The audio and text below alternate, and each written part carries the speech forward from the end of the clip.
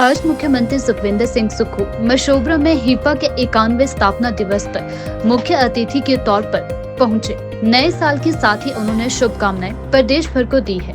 वहीं उन्होंने दृष्टिहीन और लावारिस बच्चों के लिए अच्छे भविष्य के लिए कई घोषणाएं की। मैं इस 50वें हिपा की स्थापना पर उन्हें हार्दिक शुभकामनाएं देता हूं। आज से स्पेशल एजुकेटर्स के रूप के लिए शुरू होने वाली ट्रेनिंग के लिए भी आपको बधाई देता हूं। स्पेशल एजुकेशन में यह न्यू एज टेक्नोलॉजी विशेष बच्चों की शिक्षा में मील का पत्थर बनेगी। यह तकनीक पुराने ब्रेल पत्ती का स्थान लेकर विजुअली इम्पेयर्ड बच्चों को शिक्षित करने की दिशा में नए आयाम स्थापित करेगी। स्पेशल एजुकेटर यहाँ से अपनी ट्रेनिंग पूरी करके जाएंगे तो निश्चित रूप से विजुअली इम्पेयर्ड बच्चों को फायदा होगा। पिछले 50 वर्षों में अधिकारी एवं कर्मचारियों को ट्रेनिंग प्रदान करने में हिपा ने अपना एक अलग स्थान बनाया है, जिसके लिए मैं हिपा के सभी स्टाफ को बधाई देता हूं। गुड गवर्नमेंट के लिए गुड गवर्नेंस का होना जरूरी है। गुड गवर्नेंस तभी संभव है जब अधिकारियों को अच्छी ट्रेनिंग मिले और इसमें हिपा की विशेष भूमिका है। आज टेक्नोलॉजी बेस्ड टेक्नोलॉजी की ट्रेनिंग की भी बहुत ज़्यादा ज़रूरत है। नव वर्ष की भी बहुत बहुत शुभकामनाएं।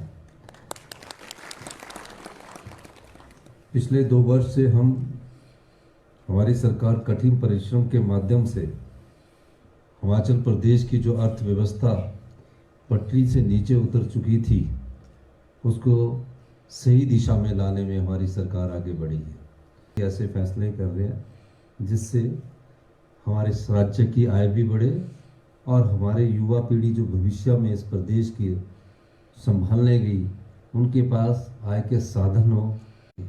आज जो विजुअली इम्पेयर्ड बच्चे बैठे हैं, दृष्टिहीन बाधित बच्चे बैठे हैं, उनका भी अधिकार होना चाहिए। जो बच्चा अपनी माता पिता को खो चुका, उसका भी अधिकार होना चाहिए। इसलिए नीतिगत परिवर्तन लाकर भी उनको उनका अधिकार दिया जा सकता है।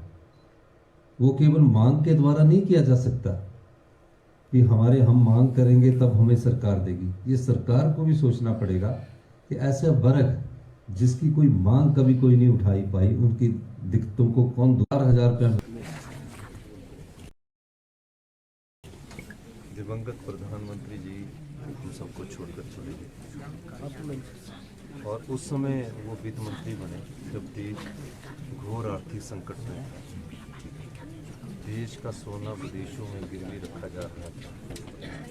वो अर्थशास्त्री थे, ब्यूरोक्रेट्स थे, आरबीआई के गवर्नर थे और उसके बाद उनको वित्त मंत्री के रूप में बनाया।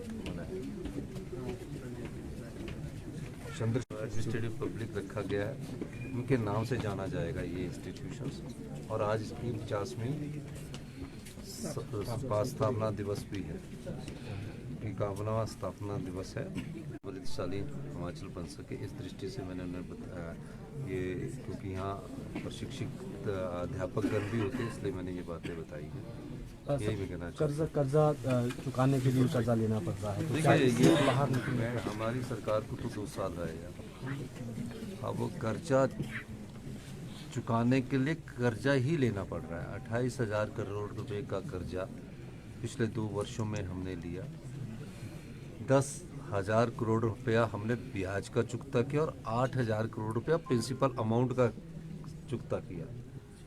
और जब सरकार के पास जीएसटी का कंपनसेशन सेस आता था, जून 2022 तक आता रहा 3,500 करोड़ रुपया, तब भी पिछली सरकार ने किसी प्रकार से फिस्कल प्रूडेंस और फिस्कल डिसिप्लिन से उसको ठीक करने की कोशिश नहीं की।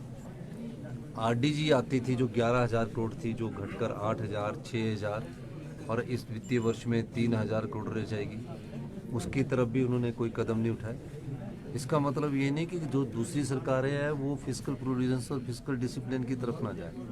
उसे काम करना है ताकि हिमाचल प्रदेश अपने पांव पर खड़ा हो सके, आत्मनिर्भर बन सके हमारी सरकार, हमारे मंत्रिमंडल के सदस्य, सहयोगी सदस्य, हमारे अधिकारी दिन रात प्रदेश की अर्थव्यवस्था को ठीक करने में लगे हैं।